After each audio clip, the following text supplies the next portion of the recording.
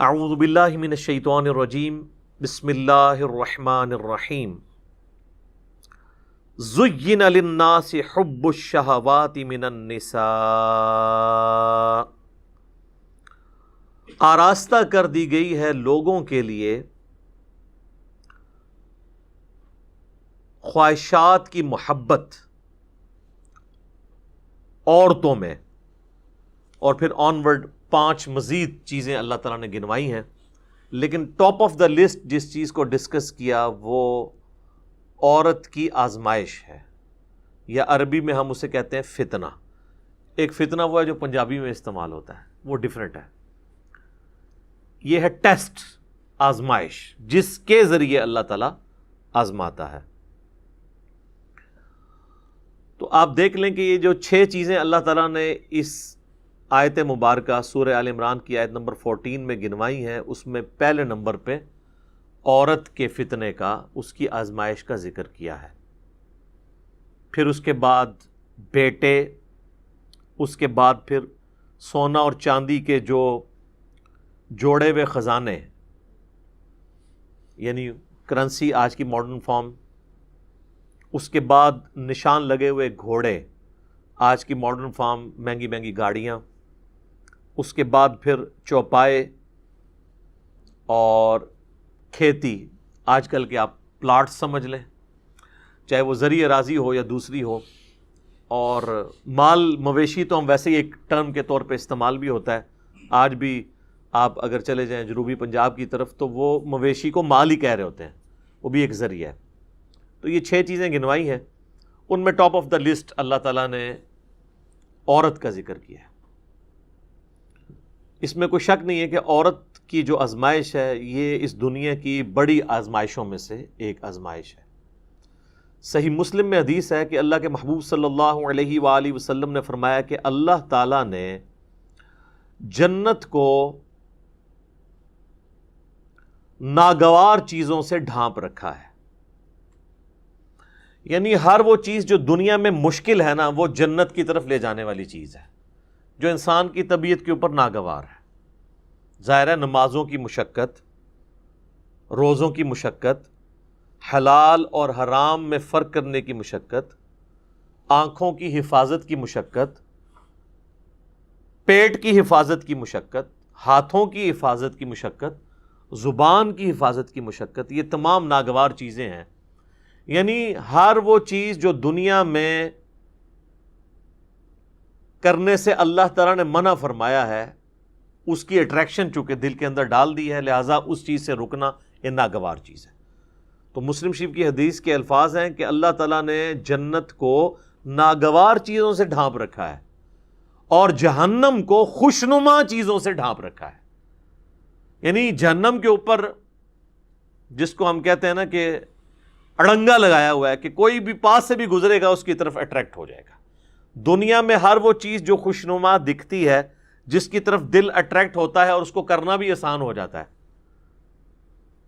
ظاہر برائی کو کرنا دنیا میں آسان ہے ایز کمپیئر ٹو نیکی کرنے کے، تو وہ تمام کی تمام خوشنما چیزیں بظاہر خوشنما ہیں لیکن وہ جہنم کی طرف لے جانے والی۔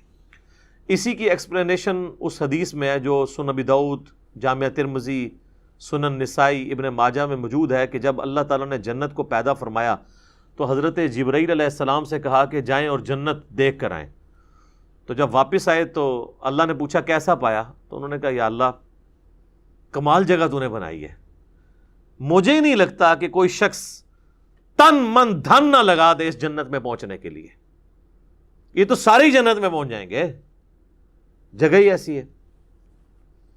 اللہ تعالیٰ نے پھر جنت کو ناگوار چیزوں سے ڈھانپ دیا اور پھر کہا کہ اب جا کے جنت کو دیکھو۔ جنت کو جب جبرائیل علیہ السلام نے دیکھا تو انہوں نے کہا یا اللہ مجھے نہیں لگتا کہ اب کوئی شخص جنت میں جانے میں کامیاب ہوگا، کیونکہ تو نے اس میں ہرڈلز ہی اتنی ڈال دی ہیں کہ جنت تک پہنچنے کے لیے وہ تمام آبسٹیکلز عبور کرنی پڑیں گی۔ پھر اللہ نے کہا جا کے ذرا جہنم کو وزٹ کرو۔ واپس آئے، کہا یا اللہ توبہ توبہ، یہ تو بڑی سختی کی جگہ ہے، کوئی شخص بھی کوئی ایسا عمل کرنے کی کوشش نہیں کرے گا کہ وہ اس تک پہنچ جائے۔ پھر اللہ تعالیٰ نے جہنم کو خوشنما چیزوں سے ڈھانپ دیا اور پھر فرمایا کہ جاؤ اب جا کے جہنم وزٹ کرو. وہ جب وزٹ کر کے آئے تو انہوں نے کہا یا اللہ مجھے نہیں لگتا کہ کوئی بندہ جہنم میں جانے سے بچ سکے گا، کیونکہ اٹریکشن ہی اتنی رکھی ہے تو نے، جہنم کے اندر نہیں، جہنم کے باہر، جس کو پنجابی سے کہنا ہے کڑگا لگیا ہوا ہے شکار کرنے کے لیے. اسی آزمائش کے اوپر تو پھر جنت ہے. تو وہ جو خوشنما چیزیں جنہوں نے جہنم کو ڈھانپ رکھا ہے، ان میں سے پہلی چیز عورت کا فتنہ ہے. صحیح مسلم میں حدیث ہے، نبی صلی اللہ علیہ وآلہ وسلم نے فرمایا کہ دنیا متاع ہے، برتنے کی جگہ ہے، اور سب سے بہترین متاع نیک بیوی ہے. دوسری طرف یہ بھی اسپیکٹ ہے کہ نیک بیوی جنت تک پہنچنے کا ذریعہ بن سکتی ہے. عورت آزمائش ضرور ہے، لیکن اگر نیک عورت ہوگی، نیک بیوی ہوگی، تو دنیا میں اس سے بہترین برتنے کی کوئی چیز نہیں ہے. دنیا میں بھی نفع اور آخرت میں جانے کا، جنت میں جانے کا سبب بھی. ایک اور حدیث ہے بخاری اور مسلم دونوں میں، نبی صلی اللہ علیہ وآلہ وسلم نے فرمایا میں اپنے بعد تمہارے لیے عورت سے بڑا کوئی فتنہ شمار نہیں کرتا. یہ آپ علیہ السلام نے اپنے وفات کے دنوں میں وصیتیں کرتے ہوئے فرمایا کہ میرے بعد سب سے بڑی آزمائش جو تم پہ ہے وہ عورت کے فتنے کی شکل میں آئے گی.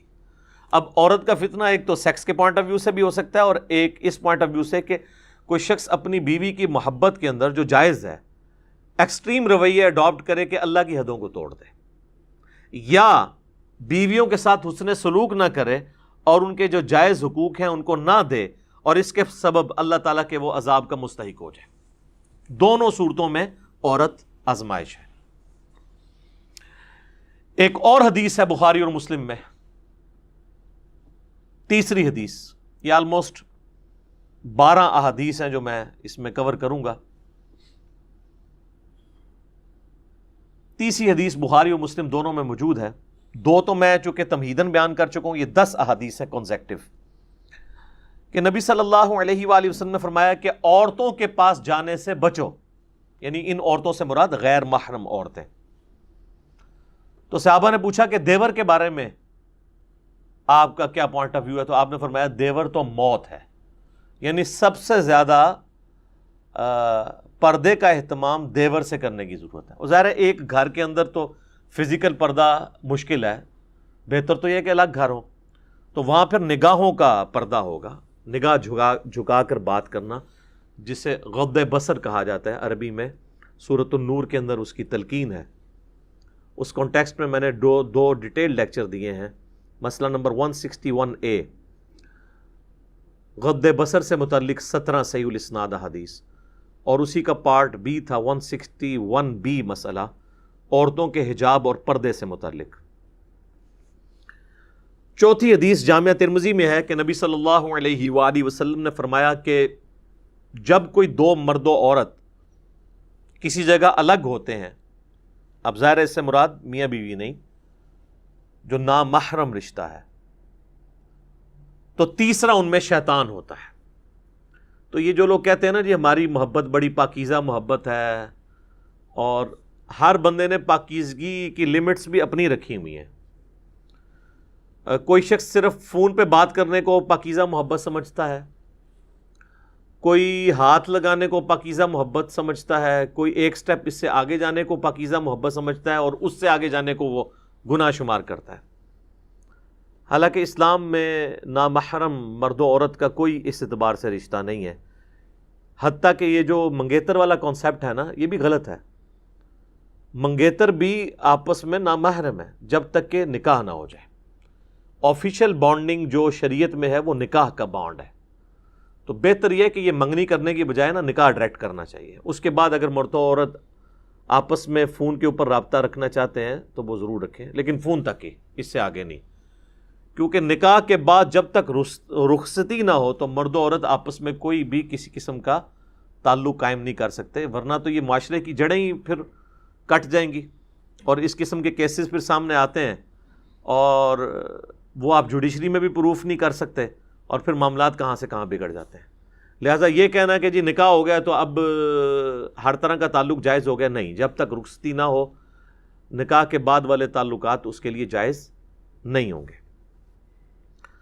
5ویں حدیث صحیح مسلم کی ہے، نبی علیہ السلام سے پوچھا گیا جو اچانک نظر اٹھ جاتی ہے، تو آپ نے فرمایا کہ اللہ نے مجھے اس چیز سے منع کیا ہے اور حکم دیا ہے کہ اگر اچانک نظر اٹھ جائے تو میں فوراً اپنی نظر ہٹا لوں۔ تو یعنی وہ نظر آپ نے یہ نہیں ہے کہ گھر چھوڑ کے آنا ہے ایک نظر کے اندر، کہتا نہیں پہلی نظر معاف ہے۔ پہلی نظر سے مراد دیکھنا نہیں ہے، پہلی نظر سے مراد ہے کسی شخص کا نامحرم کے بارے میں اس کو یہ پتہ چل جانا، تو پہلی نظر اس کی ہو گئی۔ اب جان بوجھ کے چاہے وہ پہلی نظر بھی ڈالے گا تو اس کی دوسری شمار ہوگی۔ 6ٹھی حدیث بخاری اور مسلم دونوں میں ہے، نبی علیہ السلام نے فرمایا کہ اے نوجوانوں کے گروہ، تم میں سے جس میں استطاعت ہو وہ نکاح کرے، اور اگر نکاح نہیں کر سکتا یعنی اس کی فائنینشیل حالت ایسی نہیں ہے تو وہ پھر روزے رکھ کے اپنی شہوت کو ٹھنڈا کرے۔ اور اس میں الفاظ ہیں نکاح کرو، نکاح کرنا تمہاری عفت اور عصمت کی حفاظت اور شرمگاہ کی حفاظت کا ذریعہ ہے، اور یہ نگاہیں نیچی رکھنے کا ذریعہ ہے۔ اب یہ بھی ایک تلخ حقیقت ہے کہ ہمارے معاشرے میں نکاح کی سرمنی اور شادی کی سرمنی اتنی مشکل کر دی گئی ہے کہ جو لوگ فائنینشلی افورڈ بھی کر رہے ہوتے ہیں پھر بھی حالات و واقعات ان کے لیے ایسے نہیں بن پاتے کہ وہ شادی کر سکیں۔ اور دوسری طرف یہ بھی ایکسٹریم ہے کہ ایک شخص فیملی کو سپورٹ کر ہی نہیں سکتا اور آپ زبردستی اس کی شادی کروا دیں کہ جی یہ بعد میں بندے کا پتر بن جائے گا، الٹا آپ 2 خاندانوں میں لڑائیاں ڈلوا دیں گے۔ تو یہ بھی کوئی اپروچ نہیں ہے۔ اور اس حدیث میں جو استطاعت ہے اس سے مراد اس کی سیکچول استطاعت نہیں ہے بلکہ فائنینشیل استطاعت کا ذکر ہے، کہ فائنینشلی اگر وہ استطاعت رکھتا ہے تو وہ نکاح کرے گا، ورنہ یہ تو نہ ہوتا کہ جس کی استطاعت نہیں ہے تو وہ روزے رکھے۔ اگر اس سے مراد وہ سیکچول چیز ہوتی پھر تو روزے بھی رکھنے کی ضرورت نہیں تھی اس کو، تو اس سے مراد وہی چیز ہے۔ اس میں اکثر وہ مشہور کیا جی ایک غریب آدمی آیا، حضور نے کہا شادی کر لو، اور غریب ہو گیا، کہا دوسری کر لو، اور غریب ہو گیا، تیسری کر لو، چوتھی کر لو، پھر وہ امیر ہو گیا۔ سر اس طرح نہیں کوئی امیر ہوتا، بیڑا گرک کیتا ہے۔ یہ بالکل جھوٹی روایتیں ہیں، یہ میرا خیال ہے کنواروں نے گھڑی ہوئی ہیں۔ ان روایتوں سے پھر بھی شادی نہیں ہونے کی جن کی نہیں ہونی۔ اچھا، 7ویں حدیث ہے صحیح بخاری میں، آپ صلی اللہ علیہ وآلہ وسلم نے فرمایا جو شخص مجھے اپنی زبان اور شرمگاہ کی حفاظت کی ذمہ داری دے دے میں اسے جنت کی گارنٹی دیتا ہوں۔ اب یہ 2 چیزیں جو ہے نا یہ بہت کرٹیکل ہیں، زبان اور شرمگاہ کا معاملہ۔ 8ویں حدیث صحیح مسلم میں ہے، نبی صلی اللہ علیہ وآلہ وسلم نے فرمایا یہ دنیا بڑی میٹھی ہے، سرسبز و شاداب ہے، اور اللہ نے دنیا میں تمہیں اپنا خلیفہ بنایا ہے، اب وہ یہ دیکھے گا کہ تم کیسے اعمال کرتے ہو۔ اور پھر آپ علیہ السلام نے فرمایا کہ تم دنیا اور عورت کے فتنے سے بچنا۔ 2 چیزیں فرمائی، دنیا کی محبت، اس کی دولت کی محبت، اور عورت کی۔ یہ کیسی کنکلوڈنگ گفتگو ہے کہ اللہ نے تمہاری آزمائش ان 2 چیزوں میں رکھ دی ہے، عورت اور مال۔ باقی آپ جتنے بھی دیکھیں گے وہ اسی کی کرولریز ہوں گی۔ اچھی گاڑی مال کی کرولری ہے، زیادہ پلاٹس مال کی کرولری ہے۔ تو دنیا کی محبت، اس کے مال کی محبت، اور عورت سے بچنا۔ اللہم انی اعوذ بک من فتنۃ النساء، اللہم انی اعوذ بک من فتنۃ الدنیا وعذاب الآخرہ، آمین ثم آمین۔ 9ویں حدیث جامعہ ترمذی میں ہے، نبی علیہ السلام نے فرمایا تم نے کوئی بھی 2 محبت کرنے والے میاں بیوی سے بڑھ کر نہیں دیکھے ہوں گے۔ یعنی یہ حقیقت بات ہے، دنیا میں جو اللہ نے محبت میاں بیوی کے درمیان رکھی ہے نا، اس طرح کی ایکسٹریم محبت اور کلوزنس کسی بھی اور رشتے کے اندر نہیں ہے۔ اسلام میں خاندان کی اکائی ہی میاں بیوی ہیں۔ ویسے انڈیا پاکستان میں تو ماں باپ کو ذرا اوپر کا درجہ دیا جاتا ہے، وہ جس لیول پہ درجہ ہے وہ اپنی جگہ ہے، لیکن جو بیسک یونٹ ہے نا خاندان کا، وہ میاں بیوی کا رشتہ ہے. اسی لیے تو مسلم شریف میں آتا ہے نا کہ شیطان کا تخت پانیوں پہ لگا ہوا ہے. جو آج کل کے ماڈرن اسکالرس کا موقف ہے، ہو سکتا ہے یہ برمودا ٹرائنگل پہ ہی شیطان کا تخت لگا ہو، اور وہ شام کے وقت اپنے سارے چیلوں سے رپورٹ لیتا ہے. تو ہر اس کا چیلا آ کے مختلف قسم کے گناہ گنواتا ہے کہ آج میں نے فلاں سے فلاں کروائی، فلاں سے فلاں گناہ کروایا. ایک چیلا آ کے کہتا ہے آج میں نے میاں بیوی کے درمیان علیحدگی کروا دی ہے. تو شیطان کسی سے خوش نہیں ہوتا، اس سے خوش ہوتا ہے اور اسے گلے لگا کے ملتا ہے کہ اصل کام تو نے کیا ہے. کیونکہ میاں بیوی کے درمیان جدائی ہو گئی تو اولاد تو ویسے ہی گئی، معاشرے کے لیے ناسور بن گئی اولاد بھی، اور بعض اوقات ایسی عورتیں یا ایسے مرد بھی ناسور معاشرے کے لیے بن جاتے ہیں اگر دوبارہ ان کا پیچ اپ نہ کہیں پہ ہو سکے. تو تم نے کوئی بھی محبت کرنے والے میاں بیوی سے بڑھ کے نہیں دیکھے ہوں گے. 10ویں حدیث صحیح مسلم میں ہے، نبی صلی اللہ علیہ وآلہ وسلم نے فرمایا سبحان اللہ کہنا بھی صدقہ ہے، الحمدللہ کہنا بھی صدقہ ہے. یہ صدقہ پنجابی والا نہیں، عربی میں صدقہ کہتے ہیں نیکی کے کام کو. اللہ اکبر کہنا بھی صدقہ ہے، لا الہ الا اللہ کہنا بھی صدقہ ہے، اور راستے سے تکلیف دہ چیز کو دور کر دینا بھی صدقہ ہے. امر بالمعروف و نہی عن المنکر، لوگوں کو نیکی کا حکم دینا اور برائی سے روکنا، یہ بھی صدقہ ہے. حتیٰ کہ تمہارا اپنی بیویوں کے ساتھ ازدواجی تعلق قائم کرنا بھی صدقہ ہے. باقی ساری باتیں تو صحابہ کو سمجھ آ گئیں. آخری بات پہ انہوں نے کاؤنٹر کوسچن کیا، یا رسول اللہ ایک پیور ایک اینیمل انسٹنکٹ والی جو ایکٹیویٹی ہے اس پہ بھی نیکی ہے. تو آپ نے فرمایا اگر تم یہی ضرورت کسی ایسی عورت سے پوری کرو جو تمہارے لیے حلال نہیں ہے تو کیا تمہیں گناہ ملے گا؟ صحابہ نے کہا یا رسول اللہ ملے گا. تو فرمایا کہ پھر تمہیں اپنی بیویوں کے ساتھ ازدواجی تعلق قائم کرنے پر ثواب بھی ملے گا. یہ ہے نیکی کا کانسیپٹ اسلام کے اندر. تو یہ میں نے 12 احادیث کور کی ہیں آلموسٹ. اس میں نے کراس ریفرنس میں مزید بھی کر دی، 2 تمہیدن اور 10 جو ہے وہ عورتوں کے فتنے کے پوائنٹ آف ویو سے. ابھی بھی کئی باتیں جو بیان ہو سکتی ہیں، لیکن یہ قرآن کلاس اس کی متحمل نہیں کہ میں اسے ڈیٹیل سے بیان کروں. مسئلہ نمبر 161A، نگاہوں کی حفاظت سے متعلق 17 صحیح الاسناد احادیث اور قرآن حکیم کی آیات سورۃ النور کی، اور اسی کا پارٹ B تھا 161B مسئلہ، وہ عورتوں کے حجاب سے متعلق. اور ایک اور میرا لیکچر ہے مسئلہ نمبر 51، رزق حرام کی مذمت، دنیا پرستی کا انجام اور اس کا علاج. اس میں نے 11 آیات قرآن حکیم سے کراس ریفرنس کے طور پر دنیا کی مال کی محبت کے حوالے سے ڈسکس کی ہیں، اور 17 صحیح الاسناد احادیث بھی اس میں ڈسکس کی ہیں. آج اس ڈیٹیل میں جانے کی ضرورت نہیں ہے.